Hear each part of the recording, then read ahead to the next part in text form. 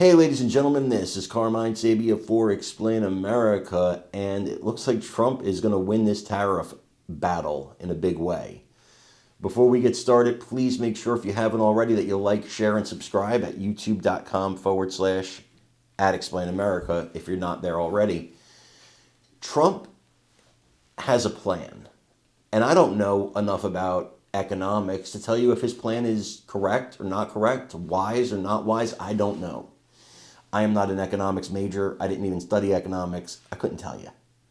But what I do know is that what they're saying right now is a lot of countries are starting to come to the table. They want to negotiate with Trump. Over 30 countries have come to the table to negotiate with Trump. And if that's the goal, if that's the end game, if that's what we're trying to get done here, well, then that does seem like a victory to me. It seems like if we can get enough of the European countries, Japan, Israel, we can get these countries, Canada, to negotiate and to make deals. We further isolate China. Australia would be a big one too.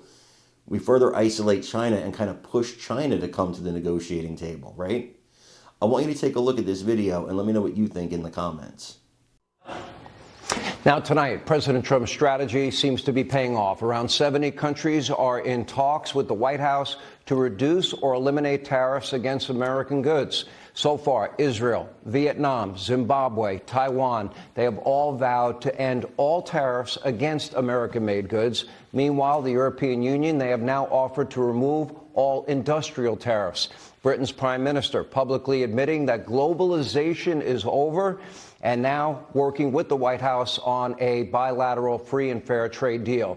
Also, Japan, South Korea, they are already sending a team to Washington, D.C., right here, to hammer out their own deal. American products are about to get even more competitive on the world stage.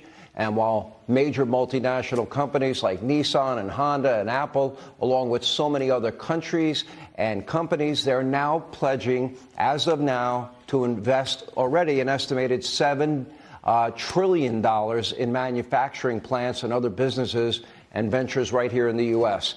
Now, this is what it looks like when you do have a president who, number one, keeps his promises, is willing to fight.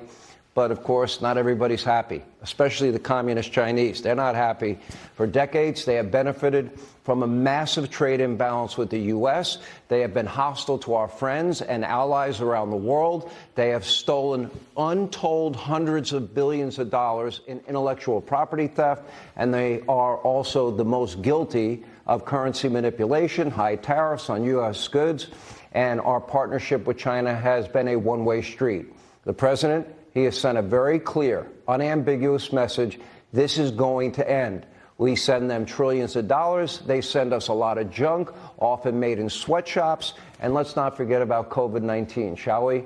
Now, their retaliatory tariffs, they are hollow in every way. China, like the rest of the world, and we need to all understand this, they desperately want and need access to American markets. They want your money. Most American goods have already been blocked in some way from getting into China. But the 104% tariff that Donald Trump will impose at midnight tonight, well, that could wreck China's already fragile economy. The president knows leverage, but will he get the backing? Will he get the support of the U.S. Senate? Will he get the 51 votes needed for reconciliation? It's obviously easier said than done, especially there are senators, I won't mention names, that kind of have contempt for President Trump. They want to be opposition voices, and they don't really understand how profound and deep this moment is.